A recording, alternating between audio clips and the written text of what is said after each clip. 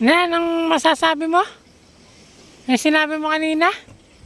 Oo, kasama na po sa balang araw dito. Wala na magiging pananggalang na gawa ng naubos ang mga puno. Natatayuan na kung ano-ano. Unting tinatayuan na, di sa pawala ng mga punong kahoy. Yan, katulad po niyan. Pananggalang. Ginagawa daw po yan. Resort daw po yan. Pananggalang sa bagyo ay mauubos na.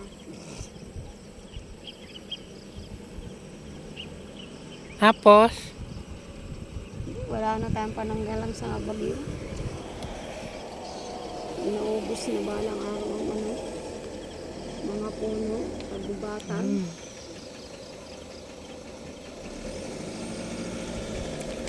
sa ngayon naman po madami pa pong puno din sa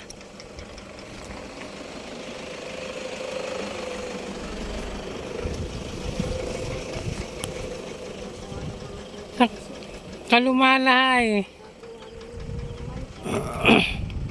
Darating nga ang panahon na mauubos nga naman ang mga puno din gawa sa dami na ang ginagawang mga resort katulad niyan. Yun na po yung dagat ng Bawan.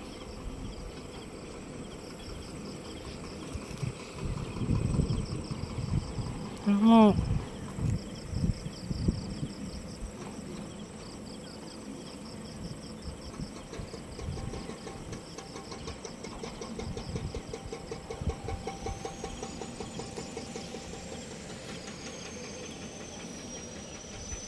Oh, padagat pa yung daang yun.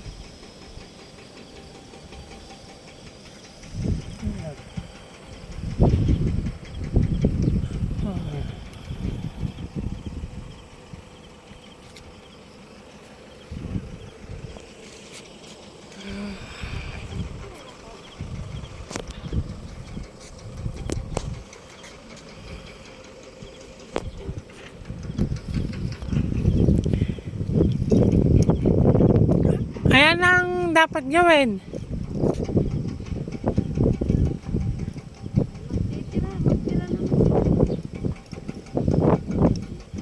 Magtanim ulit.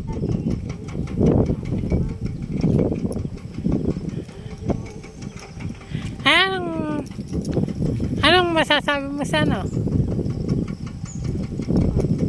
Ha?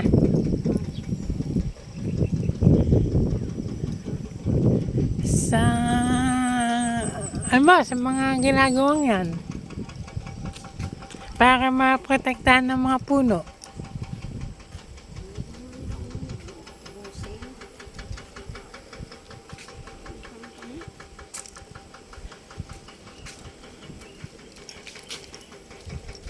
Yan si Biperman namasyal na ulit.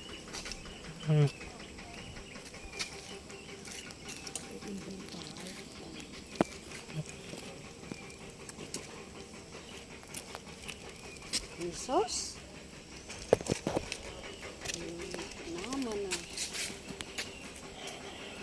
Liter na.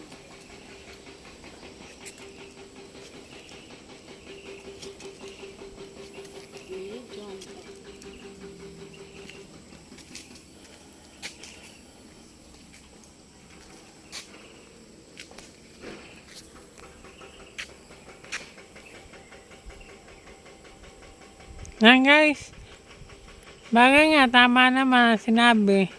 Darating ang araw kung magpapatuloy tuloy-tuloy ang construction ditong paggawa ng mga resort.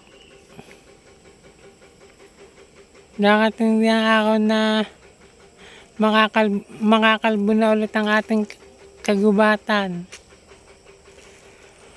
Wala nang sisip-sip sa mga baha,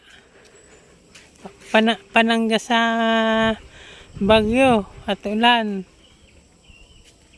Babahan tayo, mabahain. Sige guys, dito na lang muna ulit. Bye-bye!